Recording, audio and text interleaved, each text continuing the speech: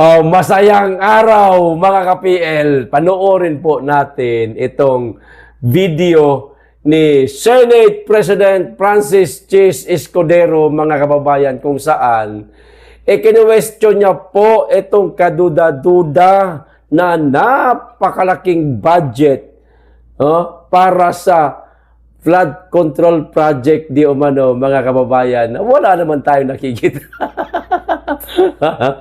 Wala naman pong solusyon, mga kababayan, ang mga pagbaha sa kahit dito na lang no? Sa NCR, mga kababayan, kapag umulan, ayun, kung hindi hanggang bewang, hanggang liig. At napakatagal humupa ng baha. Pero taon-taon, napakalaki ho ng budget na inilalaan nila dito. Pero wala ho tayong nakikita na naging solusyon man lang. Tuwing mayroong malalakas na ulan tulad ng bagyo, ang tubig, lintik, lagpas bahay. Di ho ba? Tapos magugulat ho tayo, napakalaki ho ng budget nila dito taon-taon, mga kababayan. Kaya tama itong pag-question ni Senate President Francis Chis Escudero dito sa napakalaking budget, no, para po sa taong 2025 yata ito, mga kababayan. So ito na, panoorin po natin ang pag-question ni Senator Francis Chis Escudero. Kung ako dito, dinagukan ko pa sila Dapat, Senator Chis, kinutusan mo si Tambalos-los. O ito na po. Why is it that the budget for flood control is bigger than the budget of the Department of Agriculture or the agriculture sector as a whole? The budget of the agriculture sector as a whole is 181 billion. The budget for flood control, an item in the DPWH budget, is 255 billion.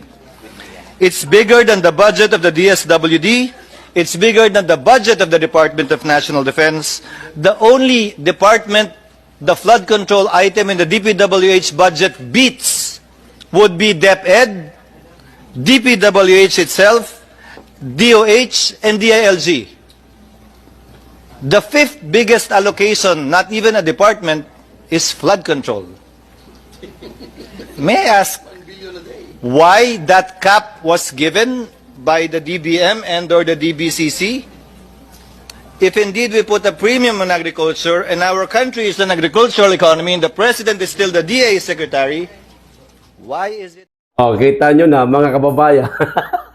Mas malaki pa ang budget para sa flood control na ipagmayabang ni Dayunyor, mga kababayan, kaysa sa budget ng agrikultura. Ayan. Nakakalungkot, kaya tuloy ang ating mga magsasaka hanggang ngayon, mababa lamang po ang ani.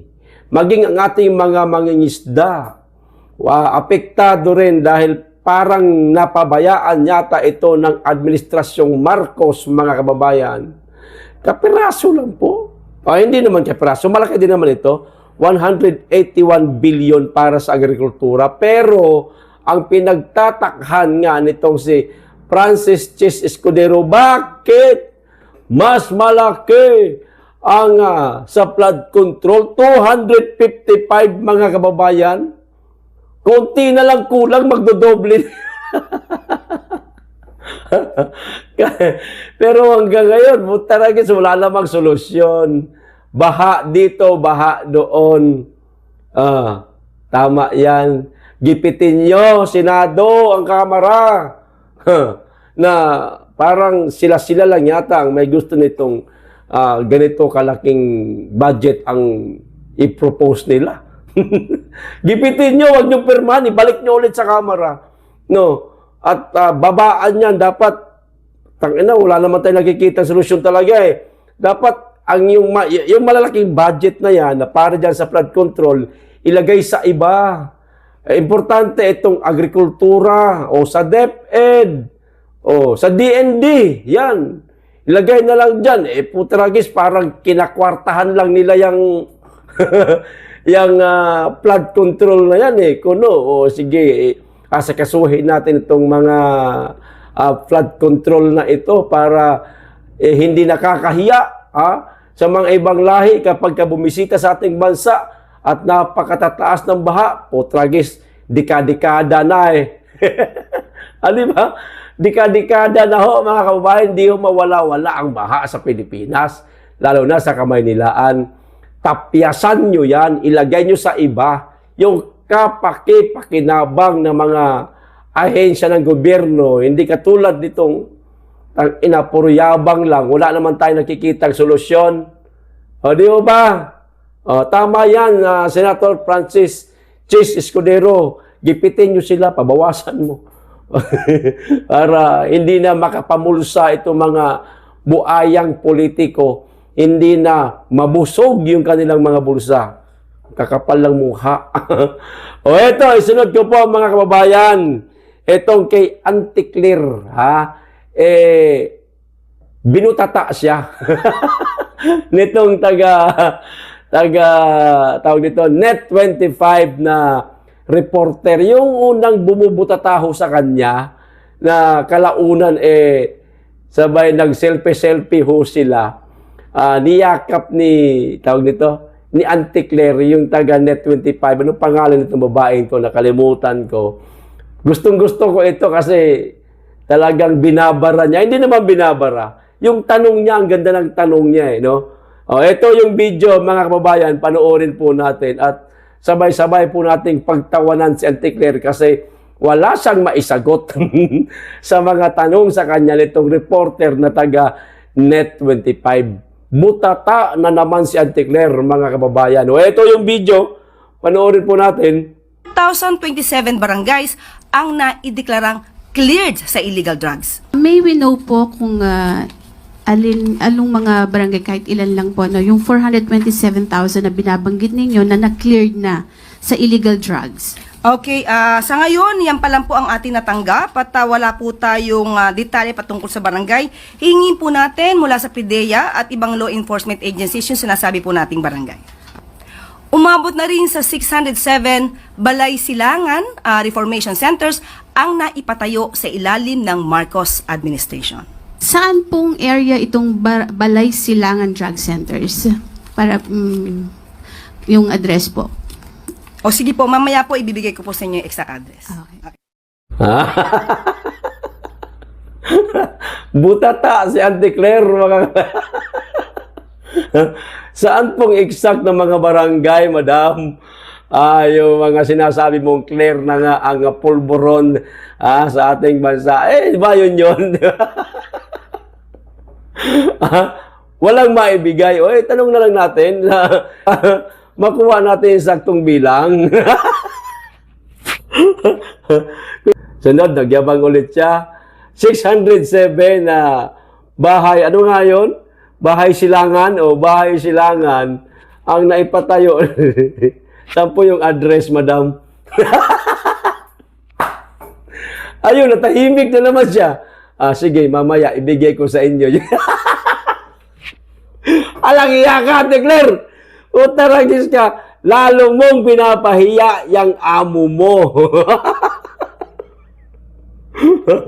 Dapat kasi, kapag nagyayabang ka, no?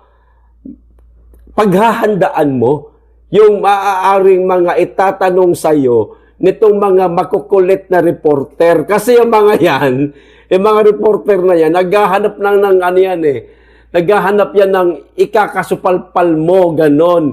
Dapat meron ka ng isa, tulad na, nagtanong sa'yo, ilang barangay, saang barangay, wala kang maisagot. Dapat, preparado yan. Di ba? Kung saan ang address, eksaktong address ng mga bahay silangan ba yun? Dapat meron kang nakahanda rin. Dahil ikaw tinanong, handa mong sabihin. Hindi yung kitang-kita sa camera, mamaya, bigay ko sa mamaya, bigay ko sa inyo. May ganon. Ba't di mo ibigay? Na may nakatutok sa'yo na camera para ang taong bayan, kami itong mga usosero dito, totoo naman ito, mapuntahan namin yung eksaktong lugar na yan kung totoo ba talaga yung sinasabi mo.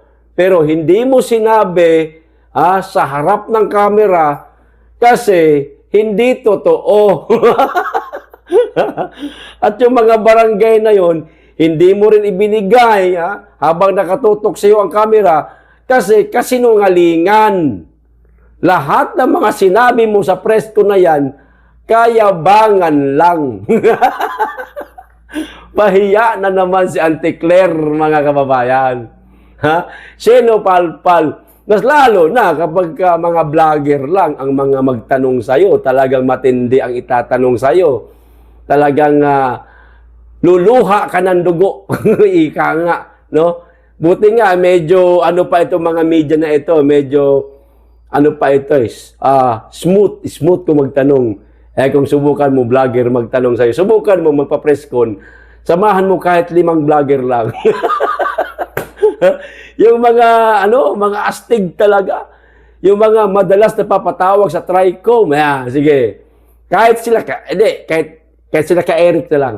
Ayan, hindi naman vlogger yan Yan, sila Dr. Rain. Subukan mo, isama yan. Kahit sa Zoom lang. Butata ka talaga lagi. So, ayun po, ang mga balita, mga kababayan, hanggang dito lang. Maraming salamat. Mag-iingat kayo lagi. At higit sa lahat, mahalin natin ang Pilipinas.